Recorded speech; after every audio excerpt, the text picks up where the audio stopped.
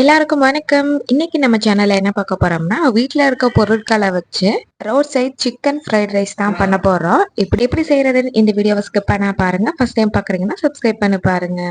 First fried rice பண்றதுக்கு 2 tumbler அளவுக்கு பாஸ்மதி ரைஸை ஊற வச்சு வேக வச்சு தனியா எடுத்து வச்சுக்கிட்டேன். இப்போ ஒரு கடாயில கொஞ்சமா எண்ணெய் சேர்த்துக்கணும். சிக்கன் பொரிச்சு எண்ணெயவே சேர்த்துக்கிட்டேன். சேர்த்துட்டு அதில் 2 முட்டையும் உடைச்சி கொஞ்சமாக உப்பு சேர்த்துட்டு இந்த மாதிரி நல்லா பொரிச்சு எடுத்துக்கணும். குட்டி குட்டியாக முட்டை வர மாதிரி பொரிச்சு எடுத்தால் தான் நல்லாயிருக்கும். இது கூடயே ஒரு பெரிய வெங்காயம், அது கூடவே கட் பண்ணி நீளமாக வச்சுருக்க கேப்சிகம், முட்டைக்கோஸ் இதையும் சேர்த்துட்டு நல்லா வதக்கிக்கலாம். முட்டையோட எல்லாமே மிக்ஸ் ஆகட்டும். ஒரு கேரட்டை இந்த மாதிரி துருவி சேர்த்துருக்கேன். அதையும் சேர்த்துட்டு வெஜிடபிள்ஸ் வந்து ஒரு 3/4 வெந்தால் போதும். வெஜிடபிள்ஸ் வதங்குறதுக்கு லைட்டாக உப்பு மட்டும் போட்டிருக்கேன். இது கூடயே நம்ம வேக வச்சு ஆற வச்சிருக்க பாஸ்மதி ரைஸை சேர்த்துக்கலாம். சிக்கன் வந்து வீட்டிலேயே பொரிச்சு வச்சுருந்தேன், குட்டி குட்டியாக பிச்சு போட்டிருக்கேன். இதையும் சேர்த்துக்கலாம். இதோட தேவையான அளவுக்கு உப்பு சேர்த்துட்டு ஒரு கிளறு நல்லா கிளறிக்கணும்.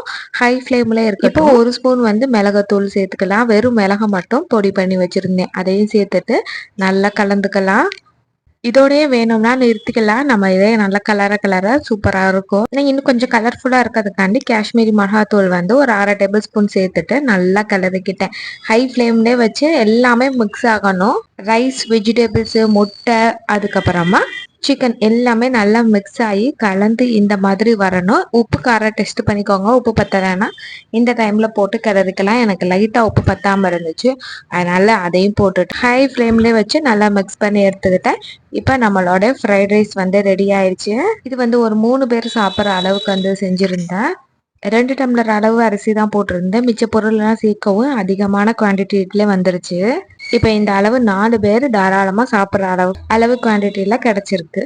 இனிமேல் குழந்தைங்க கேட்டால் கடையில் வாங்கி கொடுக்காம இந்தமாரி ஹோம்மேடாக செஞ்சு கொடுங்க. நம்ம இன்னொரு நெக்ஸ்ட் வீடியோவில் பார்க்கலாம். பாய்.